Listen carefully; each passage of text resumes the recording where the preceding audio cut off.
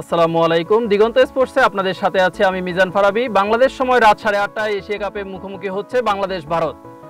দর্শক, এ বিষয়ে কথা বলার আগে আমরা একটু সম্ভাব্য একাদশটি জানিয়ে রাখি। বাংলাদেশ দলের সম্ভাব্য একাদশে আছেন সাইফ হাসান, তানজিদ হাসান তামিম, লিটন দাস অধিনায়ক ও উইকেট রক্ষক, নুরুল হাসান সোহান, তাওহিদ হৃদয়, শামীম হোসেন পাটোয়ারি, জাকের আলী অনিক, শেখ মেহেদী হাসান, নাসুম আহমেদ, তাসকিন আহমেদ, তানজিম হাসান সাকিব ও মুস্তাফিজুর রহমান। ভারতের সম্ভাব্য একাদশে আছেন অভিষেক শর্মা, শুভমান গিল, তিলক ভার্মা, সূর্যদেব কুমার যাদব অধিনায়ক, সঞ্জু স্যামসন উইকেটকিপার, হার্দিক পান্ডিয়া, শিবম দুবে, অক্ষর প্যাটেল, কুলদীপ যাদব, জাসপ্রীত বুমরা ও বরুণ চক্রবর্তী। দর্শক, এ বিষয়ে কথা বলার জন্য আমাদের স্টুডিওতে আছেন বিশিষ্ট ক্রীড়া সাংবাদিক তালহাবিন নজরুল। আমরা এতক্ষণ শুনলাম ভারত এবং বাংলাদেশের দুই দলেরই সম্ভাব্য একাদশ। এ বিষয়ে আপনার মতামত জানতে চাই। ধন্যবাদ দিগন্ত স্পোর্টসকে। আজকে এশিয়া কাপ টি-20 ক্রিকেটে বাংলাদেশের খেলাটা অত্যন্ত গুরুত্বপূর্ণ। যদিও সাম্প্রতিক পারফরমেন্সে ভারত অনেকটা এগিয়ে, কিন্তু বাংলাদেশকে এই জিনিসটা মাথায় না রেখে খেলতে হবে তার স্বাভাবিক খেলাটা। আজকের খেলায় যদি বাংলাদেশ জিততে পারে তাহলে মোটামুটিভাবে ধরে নেওয়া যায় যে বাংলাদেশ ফাইনালে যেতে পারবে।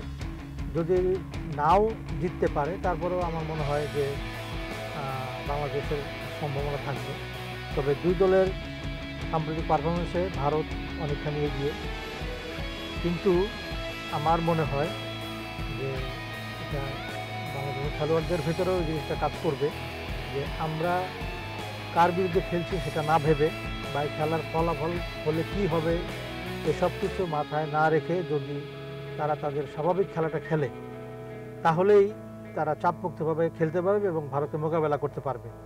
একটা জিনিস দেখলে আমরা পরিষ্কার দেখি, ভারতের কিছুদিন আগেও ভারতের যে দল ছিল, যেমন বিরাট কোহলি, রোহিত শর্মা, এই ধরনের অনেক নামি দামি খেলোয়াড় যারা ছিল তাদেরকে বাদ দিয়ে যে দলটাকে ওরা এখানে পাঠিয়েছে, দলটি সেই রকম অভিজ্ঞ খেলোয়াড় খুব কম। যদিও শুভমান গিল এবং অভিষেক শর্মা ইতিমধ্যে তাদের দক্ষতা দেখিয়েছে এবং তারা যে কোন শ্রেণীর কোন মাপের ক্রিকেটার তা পৃথিবী জেনে গেছে অলরেডি।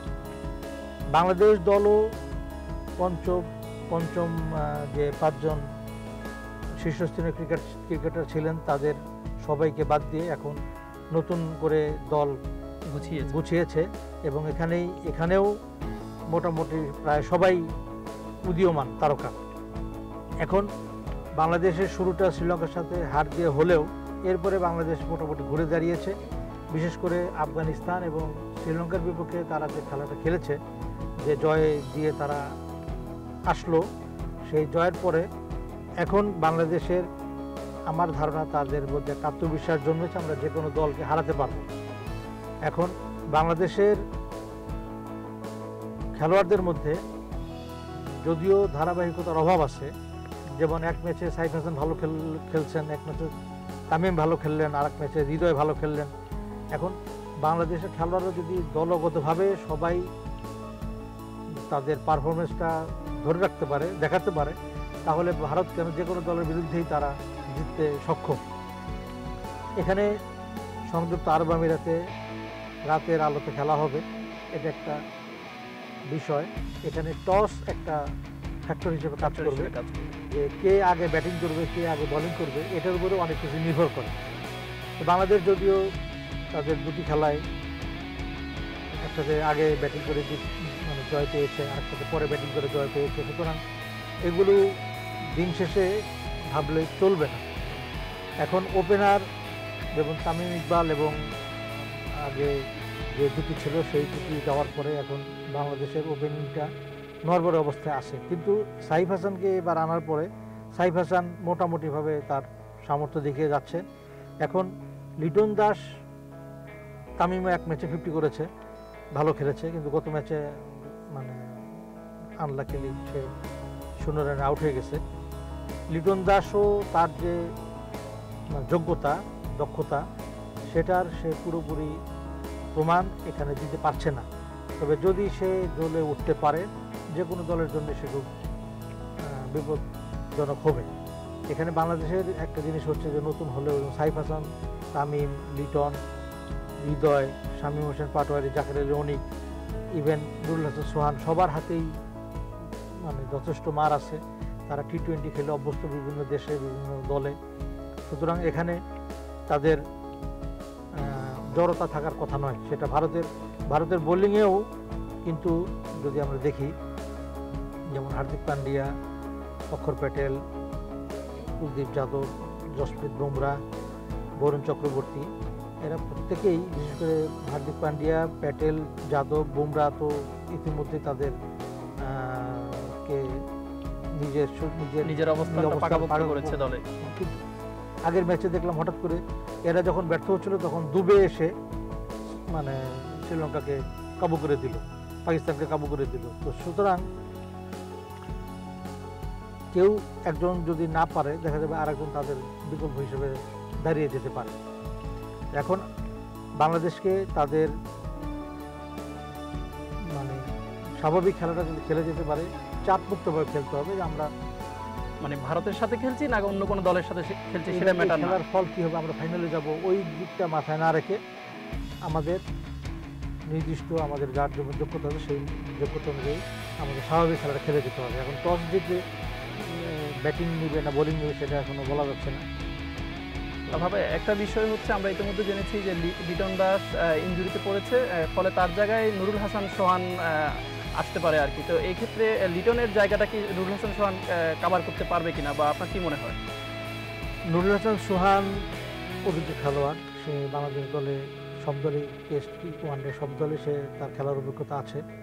এখন একজন ইনজুরিতে পড়ে গেলে তো তার বিকল্প একজনকে রাখতেই হবে। নুরুল হাসান সোহান উইকেট কিপিংয়েও যথেষ্ট ভালো, অধিনায়কত্ব করারও তার ক্যাপাসিটি আছে। আশা করি যে যদি ওই ধরনের কোনো ঘটনা ঘটে, লিটন দাস যদি খেলতে নাই পারে, আমার মনে হয় যে নুরুল হাসান সোহানের পক্ষে সেটা কভার করা সম্ভব হবে, তার জায়গায় ঘাটতি পূরণ করতে সে পারবে, এটা আশা করা যায়।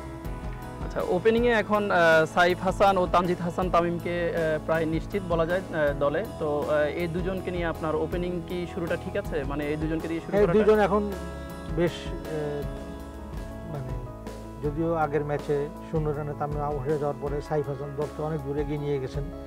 সেখানে লিটন দাসও খুব বেশি ভালো করতে না পারলেও পরবর্তীতে তামিম তাওহিদ হৃদয় বা এরা ভালো খেলেছেন, দলকে এগিয়ে নিয়ে গেছেন। তো দুজনকেই এখন টি-20 খেলা, এখানে মাত্র 120 বলের খেলা, সো পরীক্ষা নিরীক্ষার সুযোগ কম, কিন্তু তারপরেও একেবারে চোখ বন্ধ করে খেলার তো কোনো সুযোগ নাই। বলটা দেখে শুনে খেলতে পারলে ভালো। এর আগে এক ম্যাচে যেমন শ্রীলঙ্কার বিপক্ষে 2 ওভারে কোনো রানই বাংলাদেশ নিতে পারেনি, উল্টো 2 উইকেট তারা খুইয়েছে। তো সেই অবস্থা যেন না হয় সেটাও মাথায় রাখতে হবে। মানে যেখানে প্রতিটা বলই গুরুত্বপূর্ণ, রান আসা দরকার, সেখানে 2টা ওভারই কিন্তু আমাদের লস হয়ে গেছে। তো খেলতে হবে, দেখে খেলতে হবে, এর কোনো বিকল্প নেই, আবার সুযোগ নেই। আবার মাথা ঠান্ডা রেখেও খেলতে হবে। যেমন গত ম্যাচে আমরা দেখলাম, ম্যাচ যখন একবার হাতের মুঠোতে চলে এসেছে তখনও দেখলাম ওই মানে 1 রান দরকার, সেই সময়ও তারা হার্ড হিটিং মানে পজিশনে খেলতে গিয়ে দলকে বিপদ ডেকে আনছিল, প্রায় 2 জন আউট হয়ে গেল। মানে ওই রকম অবস্থায় যাওয়ার কোনো প্রয়োজন ছিল না, দেখে শুনে 1 রান নেওয়া।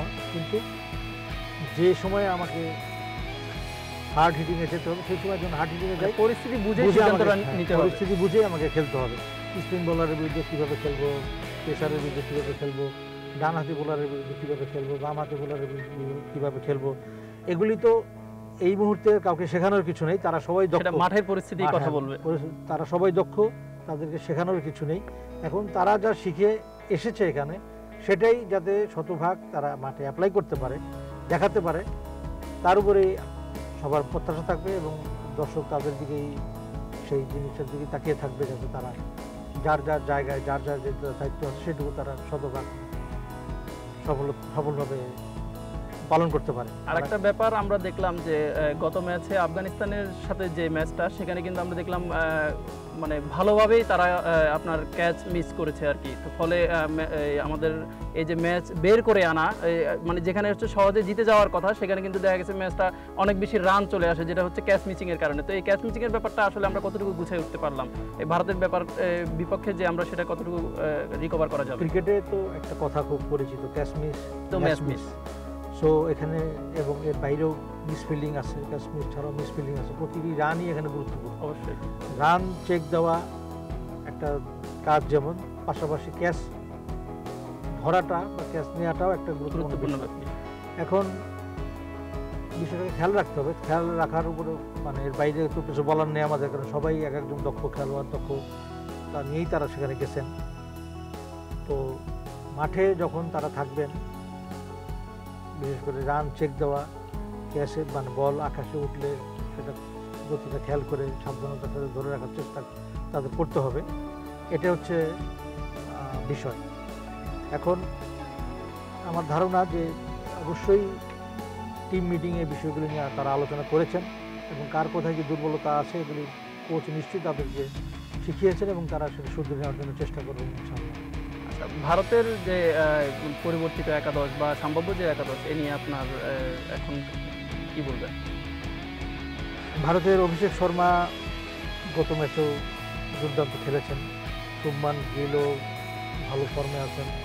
সূর্যকুমার যাদব অধিনায়ক, তারও দক্ষতা, ব্যাটিং দক্ষতা খুবই ভালো। এরা প্রত্যেকেই যার যার জায়গায় মানে একদম পাকা খেলোয়াড় হিসেবে তারা কাজ করছেন, খেলছেন। বাংলাদেশের বোলারদেরকে খেয়াল রাখতে হবে যে কোন ব্যাটসম্যানের দুর্বলতাটা কোথায়, বোলিংটাকে সেইভাবেই করতে হবে, বলটাকে সেভাবেই করতে হবে। আমরা জানি যে স্পিনে ভারত ভালো খেলে, সেখানে আমাদের এখানে আজকে নাসুম আহমেদ হয়তো থাকবেন স্পিনে। তো পেসারদের মধ্যে তানজিম হাসান সাকিব, তাসকিন আহমেদ ভালো খেলবেন বা আশা করা যায়।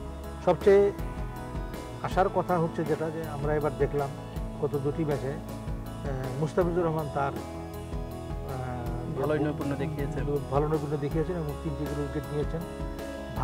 একেবারে 3টা উইকেট নিয়েছেন। এখন যদিও ভারতীয় খেলোয়াড়দের কাছে মুস্তাফিজুর রহমান একটা পরিচিত নাম আইপিএল এর কারণে, তারপরেও মুস্তাফিজ যদি তার যে হাতের যে জাদু, তার যে অস্ত্র, এগুলি যদি সে ঠিকমতো প্রয়োগ করতে পারে, ভারতীয় এই যে মানের ব্যাটসম্যান যারা আছে তাদেরকে কাবু করা তার জন্য অসম্ভব কিছু না। তাসকিনও ভারতীয় ব্যাটসম্যানদের বিরুদ্ধে সবসময় ভালো বোলিং করে থাকে। তো আশা করা যায় আজকেও হয়তো বা ভালো করতে পারবেন।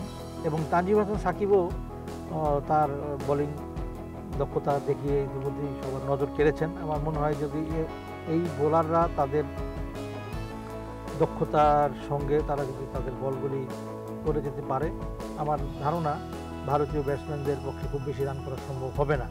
এখন এখানে leg spinner Nasum Ahmed, spinner Mehedi Hasan, তারাও আশা করা যায় যে তাদের পারফরমেন্স তারা ঠিকমতো দেখাতে পারবে না সেটা। আচ্ছা, এই দুই দলকে নিয়ে আপনার প্রেডিকশনটা একটু যদি বলেন, কে জিততে পারে? ক্রিকেটটা আসলে অনিশ্চয়তার খেলা, এখানে প্রেডিকশন করাটা খুবই কঠিন। এখন সাম্প্রতিক পারফরমেন্সে ভারতে গিয়ে আছে নিঃসন্দেহে যে ভারত ভালো খেলছে, যেভাবে খেলছে তারা ভারত জিতবে। তো এখন বাংলাদেশ জিতুক সেটা আমরা সবাই চাই, এবং বাংলাদেশ খেললে যে ভারতকে হারানো সম্ভব না তাও কিন্তু না। বাংলাদেশ চাইলে, বাংলাদেশ যদি ভালো খেলে ভারতকেও হারানো সম্ভব। তবে এটা মাথায় রাখতে হবে যে যদি ভারতের কাছে আজকে বাংলাদেশ হেরেও যায়, বাংলাদেশের এশিয়া কাপ থেকে শেষ হয়ে যাচ্ছে না। যদিও পরপর দুটি ম্যাচ বাংলাদেশের জন্য একটু কঠিন, তারপরেও পাকিস্তানের যে দল আছে সেই দলটি ভারতের দলের চাইতেও দুর্বল। আমার মনে হয় যদি বাংলাদেশ দল পাকিস্তানকে ভালো মতো হারাতে পারে, তাহলে আমার ধারণা এশিয়া কাপের ফাইনালে আবার ভারতের মুখোমুখি বাংলাদেশই হবে। দর্শক, আজ এই পর্যন্তই। ভারতকে হারিয়ে ফাইনালের স্বপ্ন বুনছে টাইগাররা। সেই পর্যন্ত আমরা মাঠের দিকেই তাকিয়ে থাকবো। ধন্যবাদ প্রিয় দর্শক, আজ এই পর্যন্তই। আবার দেখা হবে নতুন কোনো অতিথিকে নিয়ে, নতুন কোনো খেলায়। আজ এই পর্যন্তই। আসসালামু আলাইকুম।